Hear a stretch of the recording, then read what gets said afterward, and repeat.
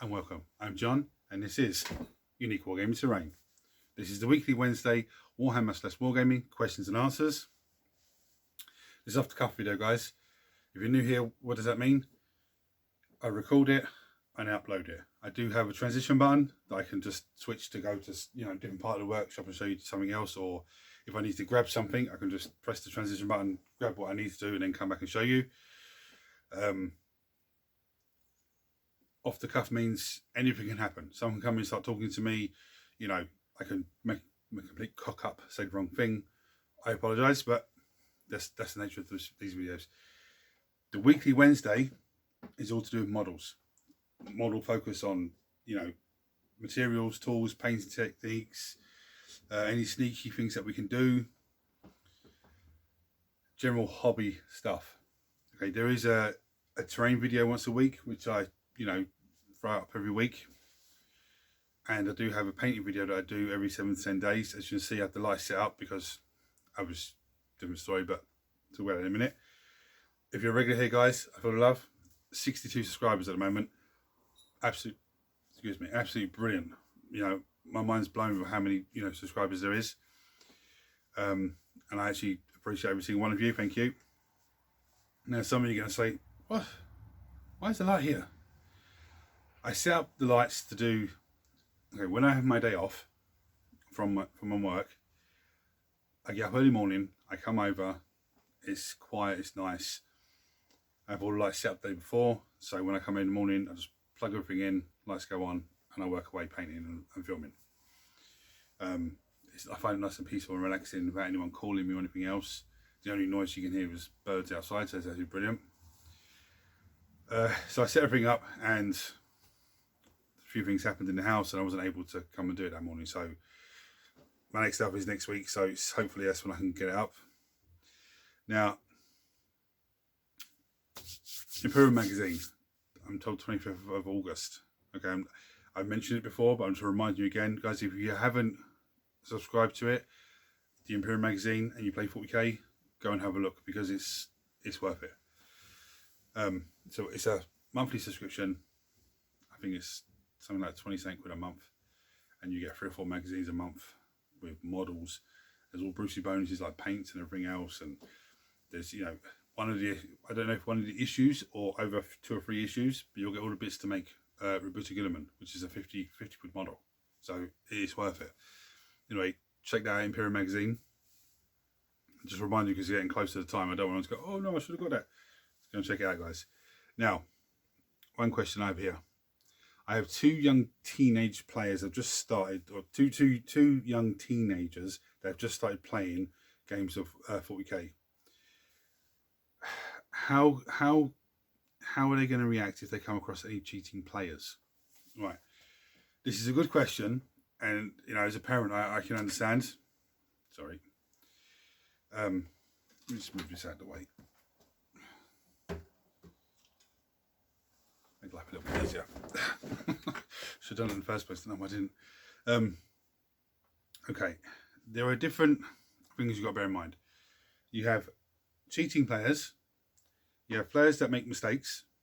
You have beardiness, and you have raw manipulation. Okay, I'll run you through what's what. A cheating player is someone that will blatantly cheat. They know that their weapon is strength 2 and they're saying it's strength 4, or they're moving their troops and they're just adding 3 inches onto their movement. Yeah, they very rarely will you come across a cheating player. Okay, and if you do, you'll play them once and you won't play them again. It's as simple as that. People that make mistakes,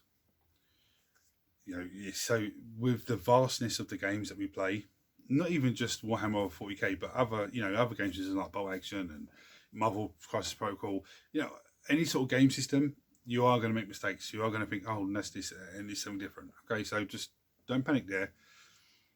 The biggest mistake I made, this is a whopper, guys. You're going to laugh when I tell you this. And my good friend Dave, who's a viewer here, he will, no doubt check coming up about this. We will play games every week. Okay, sometimes we'd say, okay, we're going to play 15,000 points. This is Warhammer. Okay, fantasy battles. 15,000 points. One of us will message the other one at some point in the week saying, "Oh, let's make it 16." And then someone else, then the other one will message back saying, "Oh, let's make it 18," or something like that. So it actually came closer to playing the game. And what I would do is, I'd have my list from last week, and when I'm writing my new list, I'll be chucking stuff over. Okay. And this is the boo-boo that I made. Staying up late at night the day before, like the morning before, he would come pick me up, trying to just do last little painting bits, or trying to glue last little bits together, or packing models, and trying to make sure I don't forget all the boxes with stuff in it. And for whatever reason, I put all the army lists together, and off I went. When it came to playing the game, I actually was taking the army list out, and I was just taking everything out that was on an army list. As it comes towards the end of the game, it was like, hold on a minute, what's going on here? And then I realised I've actually I've written a new army list, but I've brought every single army list with me, for the last 2 weeks, and they're all different, and I've just gone through each piece of paper and just started adding models. I've not realised that I've actually got 2 army lists that should be thrown away. Mistakes like that do happen, and as soon as we realised it, I was like, okay, well, there's no, you've won. I can't argue that, because I've cocked up here. Other mistakes are things like you've forgotten models. So you're using this unit of models that you have that's not on your army list to proxy as this unit, and you're forgetting they're not actually the unit that the models are. They're actually meant to be something else, weaker or stronger, doesn't matter. But now, beardiness. Beardiness is things, little things where someone have a dice in their hand, they'll need a 6, but they have the 1 facing up, and they just try and flip the dice to try and land it on 6. That's a beardiness. That's not cheating, it's just beardiness. Something that's like, come on now, or something like just having their model at the side of a building, and there's a tiniest little bit of base sticking out, and they're trying to then shoot from. And it's like your weapon army is not even hanging out in the building. Not even half your models hanging out. It's like 2 millimeters of your base hanging out, and you're trying to shoot. That's beardiness. Okay. You can look at that and go, hold on a second. Yeah, if you can see me, I can see you. It's just silly. There's a bit of common sense there. Rule manipulation now. And this isn't cheating. When I say this, you're going to go, oh, hold on. But this is using the rules in a certain way that you're not breaking the rules, but you're just doing certain things to help yourself. I'll give you an example. Warhammer Fantasy Battles.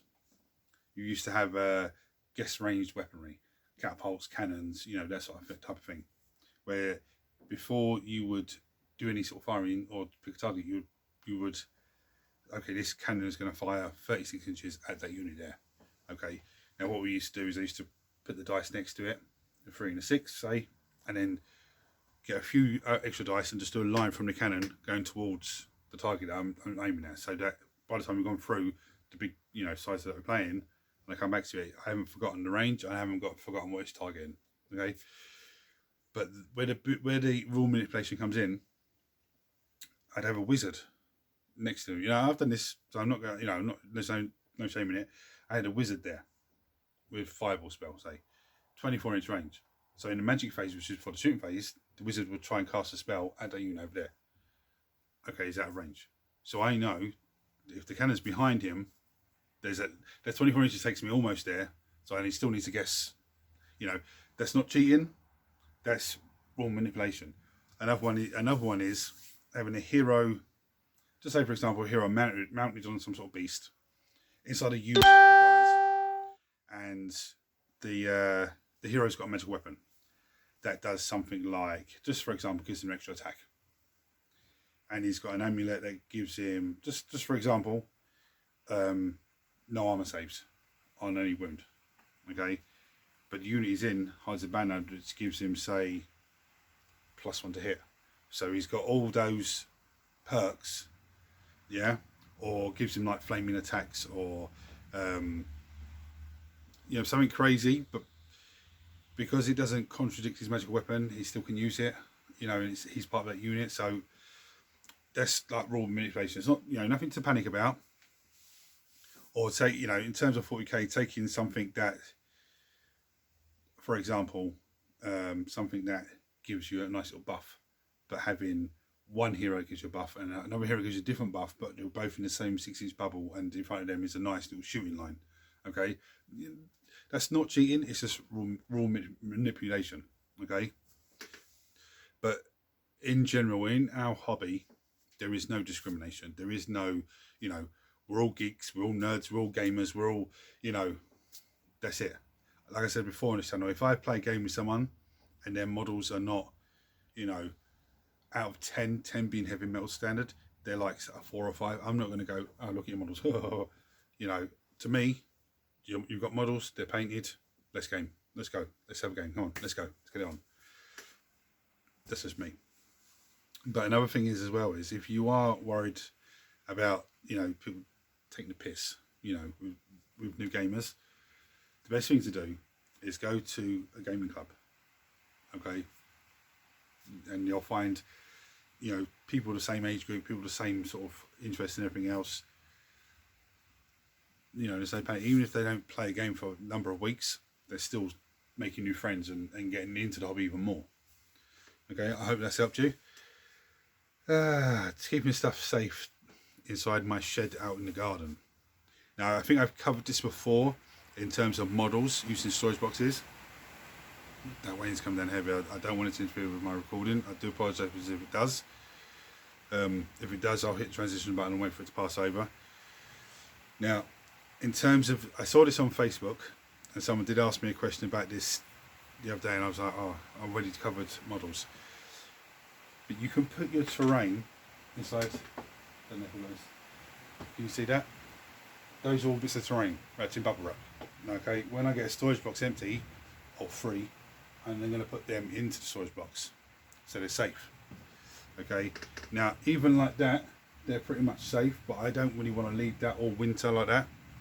Okay, so I'm going to get a storage box and they're wrapped in bubble wrap. They're going to go into the storage box.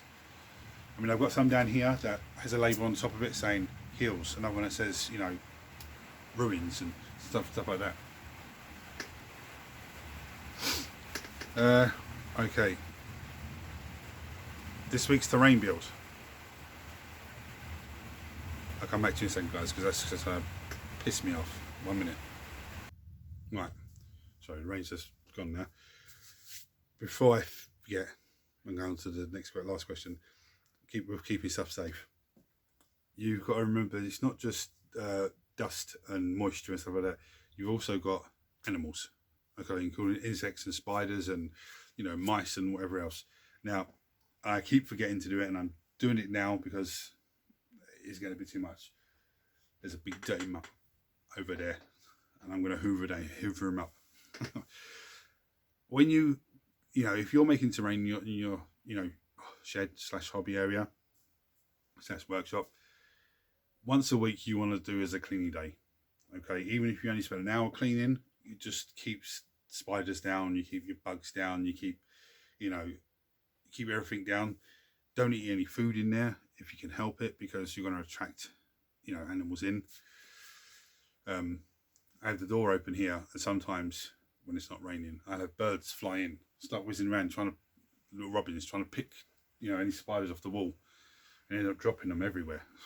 So, you know, that's one thing I have here that I need to try and get a lid on. But I've not been doing it for weeks, and there's spiders everywhere, and I need to hoover it all up, and it's starting to rain again. But one thing that annoys me as well with keeping it clean and tidy is I'll be making a new terrain video, and I've got all this stuff here that needs to be moved over there, and then it's in the way, and I move it over there, and I'm moving it backwards and forwards the whole time. So from now on, for me, after the terrain build and I've edited that video, I'm going to be coming over and just hoovering and just tidying up and sweeping the floor, and, you know, just general housekeeping. That's a good way to try and keep things safe as well, because there's nothing worse than having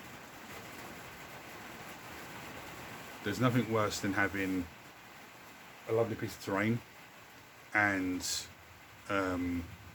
it's covered in webs, and you're taking the webs off and there's all dust on it, and you know, get yourself some bubble wrap, some storage boxes, and that's the best way to store it. Now some pieces you're going to be difficult to store, like this last week's train build is going to be absolutely difficult to store, so it's going to be bubble wrapped, okay, one way, and then bubble wrapped the other way. And if I can get a storage box or a crate to put it into, and I put a piece of card on top, that's what I do. But if I can't, then it'll be wrapped and put somewhere underneath something, okay? Now, last week's terrain build, if you haven't seen it, guys, the Insane Wizard's Tower, go back and have a look, because it's absolutely amazing.